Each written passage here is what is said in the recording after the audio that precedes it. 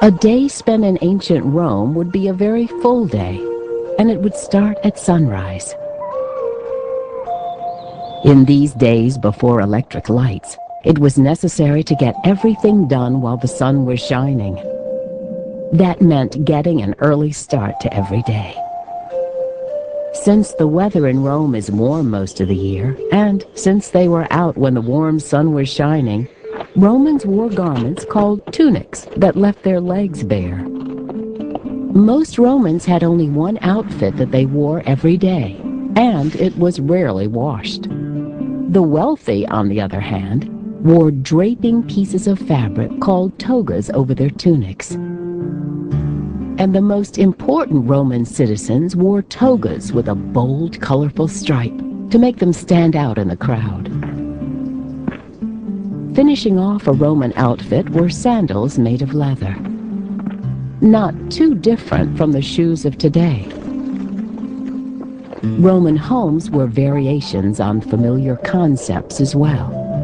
Very few people had houses of their own, but those who did lived in houses that were built around a big garden and had beautiful works of art painted directly onto the walls.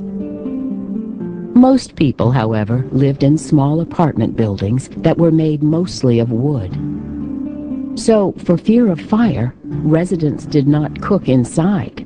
They bought food already prepared, usually no more than soup and bread. Some people sat at tables, but most ate sitting on the floor. Mealtime in the homes of the wealthy was a different story.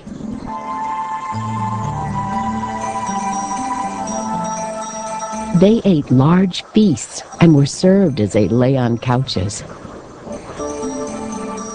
But whether rich or poor, one thing was the same at every meal. There were no forks in ancient Rome, so people ate with their fingers. What I think you'd notice if a time traveller went back would be the smell, the noise, the dirt, the crowdedness. I think there'd be lots of beggars, lots of small children. Traffic was terrible. Julius Caesar forbade wheeled traffic during the day so people could move around, which meant that at night all these carts started going on these stone streets, and it was so noisy that you couldn't sleep. All that traffic wore deep ruts into the streets of Rome. You could be in the city of Rome and you could see people who were obviously African, obviously Italian, Gauls, German. All of these people were in fact Roman citizens. And every day the citizens would gather in the most crowded of the crowded places, the Forum. The Forum was a busy square in the center of town where Romans could purchase goods from near and far using Roman coins called denarii. It also was abuzz with orators and politicians holding lively debates and giving speeches. This would all be in the official language of the Roman Empire, Latin.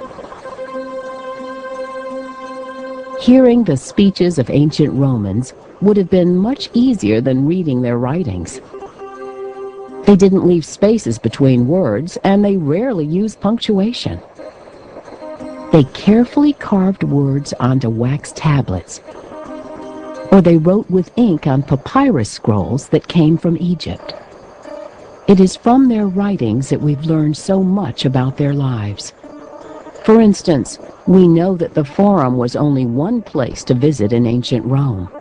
There were also temples for worship, stadiums to watch races, theaters to see plays, and there were baths. The baths had pools of cool and hot water for bathing, but there were also libraries, hair salons, massage parlors, and gardens. The baths were a place to relax and socialize. For the poor, a visit was a rare luxury. The rich would visit every day. These are just some of the many things that we know about the ways that ancient Romans lived. Because of their detailed writings, their art, and their buildings, we know today of the extraordinary empire that ended centuries ago.